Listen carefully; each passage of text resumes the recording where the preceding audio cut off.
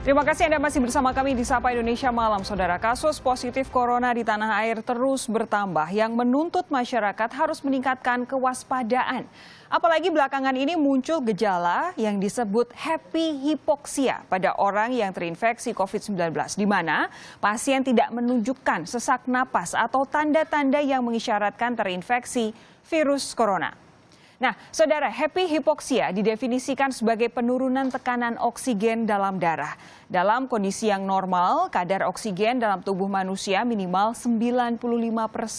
Sementara untuk pasien yang mengalami happy hypoxia, kadar oksigennya hanya berkisar 50% hingga 80% saja. Dengan munculnya kasus positif corona dengan tanpa gejala yang selama ini dikenal, menuntut kewaspadaan lebih. Hingga kini, kasus positif COVID-19 di tanah air terus meningkat. Kemarin, kasus positif corona tercatat 165.887. Hari ini, jumlahnya meningkat lagi. Hingga 169.195 pasien, meningkat lebih dari 3.300 kasus dalam 24 jam. Happy hypoxia, Saudara, sebagai gejala baru COVID-19 disebut dapat menyebabkan kematian mendadak. Dapatkah happy hypoxia dideteksi secara dini? Kita akan membahasnya usai tayangan yang ini. Tanpa demam, batuk, flu, atau gejala umum layaknya pasien COVID-19 lainnya, 3 warga Banyumas yang terinfeksi corona ini meninggal secara mendadak. Setelah diperiksa, ketiganya diketahui mengalami gejala happy hypoxia atau penurunan kadar oksigen. Happy hypoxia merupakan gejala baru yang kini ditemukan di beberapa pasien COVID-19. Pihak rumah sakit pun baru menemukan pasien dengan gejala ini setelah melakukan pemeriksaan saturasi oksigen dengan alat pulse oximeter. Pasien yang mendapatkan gejala happy hypoxia ini yang dikatakan oleh teman-teman yang merawat itu happy hypoxia ini tidak sesak, ya, nyaman-nyaman saja, tidak dalam waktu yang lama kemudian gagal nafas dan pasiennya meninggal. Jika pada kondisi normal, kadar oksigen dalam darah adalah 95 hingga 100%. Namun pada penderita dengan gejala happy hypoxia, kadar oksigennya bisa turun hingga di bawah 50%. Gejala ini sering menipu karena pasien masih terlihat baik-baik saja dan masih dapat beraktivitas. Padahal, sebenarnya pasien sedang mengalami penurunan kadar oksigen dalam darah. Namun lambat laun kondisi pasien bisa semakin memburuk karena kadar oksigen sudah semakin anjlok. Bahkan nyawa pasien pun terancam jika tidak segera ditangani. Sejauh ini pemerintah belum merespons adanya fenomena penderita COVID-19 dengan gejala happy hypoxia. Namun pemerintah pun mengklaim kasus aktif dan kasus sembuh COVID-19 di Indonesia sudah di bawah rata-rata dunia. Kasus aktif Indonesia sudah di bawah rata-rata dunia karena rata-rata dunia adalah 27,24%, sedangkan untuk jumlah kasus sembuh tadi Indonesia 72,8%, sedangkan kasus sembuh di dunia adalah 69,34%, jadi di atas rata-rata dunia. Per hari ini, penambahan kasus positif COVID-19 di Indonesia berdasarkan data dari situs Kementerian Kesehatan ada 3.308 orang. Angka ini adalah rekor tertinggi penambahan kasus positif COVID-19 sejak kasus corona pertama kali diumumkan di Indonesia. Tim Liputan, Kompas TV. Lalu apa yang paling harus diwaspadai dari gejala baru COVID-19 yang disebut happy hypoxia atau penurunan kadar oksigen dalam darah? Kami akan bahas hal ini bersama Ketua Umum Perhimpunan Dokter Paru Indonesia, Agus Dwi Susanto. Selamat malam, Pak Agus. Selamat malam, Mbak. Pak Agus sehat ya? Alhamdulillah. Ada pula epidemiolog dari Universitas Indonesia, Tri Yunis Miko. Pak Miko, selamat malam. Selamat malam, Mbak Sofi. Pak Miko, saya ke Pak Agus dulu ya. Yep. Pak Agus, selamat malam Pak Agus. Jadi sebenarnya happy hypoxia itu apa Pak Agus? Jadi ini adalah fenomena yang sekarang memang lagi diperbincangkan kan ya. Jadi sebenarnya kalau sejak kasus hypoxia ini lagi rame, masyarakat mesti paham bahwa kondisi hipoksemia itu bisa muncul bukan hanya pada kasus COVID-19 ya. hampir semua penyakit paru dan penyakit jantung dan pembuluh darah umumnya nanti akan menyebabkan terjadinya gangguan pada oksigenasi tubuh yang disebut sebagai hipoksemia.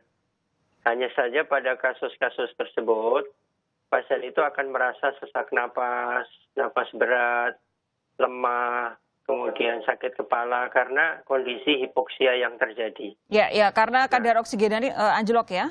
Ya, kadar oksigen. Nah, definisi hipoksemia adalah suatu kondisi di mana saturasi oksigen di bawah 94% ya. Ya. Sedangkan kandungan oksigen itu namanya PO2 itu di bawah 80%, tapi kalau saturasi oksigen di bawah 94%. Nah, kondisi ini secara umum kalau orang mengalami hipoksemia dengan berbagai penyakit paru maupun jantung atau penyakit lainnya, biasanya akan menimbulkan keluhan. Dari yang ringan seperti sakit kepala, lemah, letih, lesu, sampai yang berat adalah sesak napas maupun nafas berat. Nah, yang ini tidak terjadi pada kasus COVID-19. Nah, fenomena ini sebenarnya sudah ditemukan sejak COVID-19 itu muncul pertama kali di Wuhan. Ya. Di sana dilaporkan pada pasien-pasien 1.000 kasus yang dilaporkan pertama kali, ada fenomena pasien itu kok yang mengalami sesak napas hanya sedikit ya, sekitar 18,7% laporannya dari 1.000 kasus tersebut. Padahal ternyata yang mengalami hipoksemia itu ada sekitar 40-50%.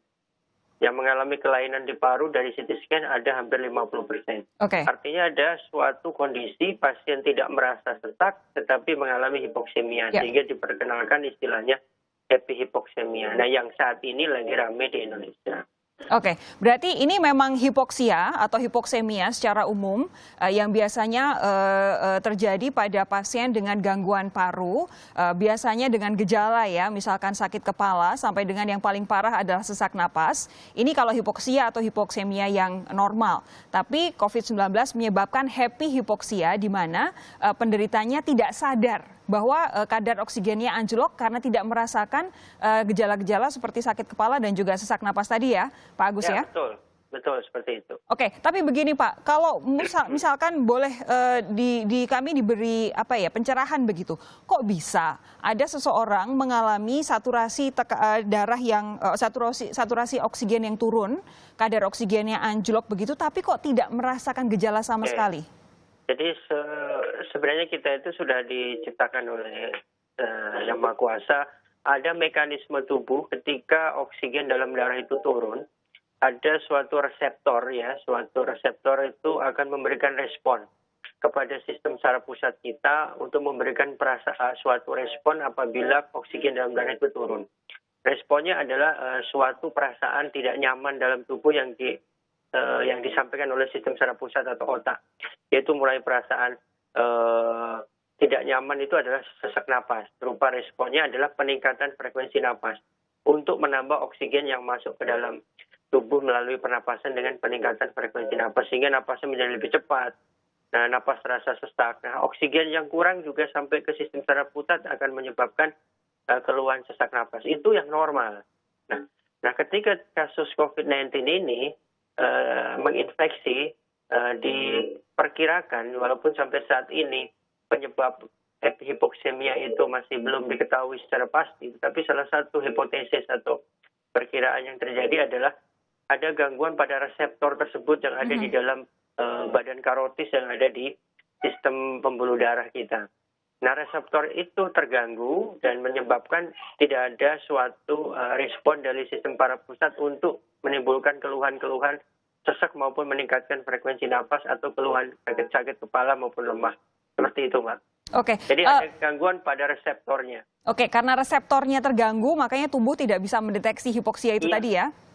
Pak Agus, tapi begini, ini kan selama ini kan kita taunya ada orang-orang tanpa gejala disebut sebagai OTG. Bolehkah kemudian disimpulkan bahwa jangan-jangan orang-orang OTG ini sebenarnya juga mengalami happy hipoksia, namun kadarnya masih mild sehingga tubuh bisa sembuh alih-alih mendadak meninggal seperti yang selama ini ditemukan?